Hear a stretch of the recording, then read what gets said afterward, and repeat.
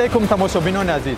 این برنامه اطلاعاتی تحلیلی خبر است که نشر آخرین برنامه اطلاعاتی را در سال 2020 در کوچه ثبت نماییم. پاندمی کرونا ویروس سرحدها را محکم نمود، طیاره‌ها پرواز نکردند. زیاده از 1,500 نفر اهالی با جای کاری دائمی تامین گردیدند. خبر خوش، در جهان واکسیناسیون آغاز شده است. از این روی ما خبرنگاران امید داریم که دوام سال 2021 این بیماری ما را ترک خواهد گفت. در کشور انتخابات پرزیدنت جمهوری تاجیکستان گذرانیده شد. انتخابات شفاف و برگزار گردیده اعلان شد.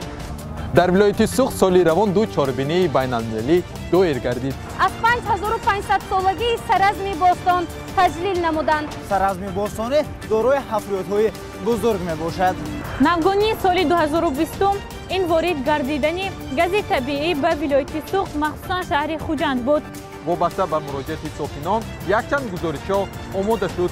مثلا به آب ماندن ساکنان ناحیه باباجان غفورов در محل‌های نوبنیاد. گزارش‌ها شعبه اطلاعاتی تلویزیون سیمای مستقل یکم در سامانه و یوتیوب کانال خود هم روزه گذاشته می‌شود. اگر گزارش‌های جالب و دیدنی را منظور شما ساختیم، اگر شماره تماشابین برنامه را یک نفر زیاد نمودیم، پس خود را خوشبخت می‌شماریم.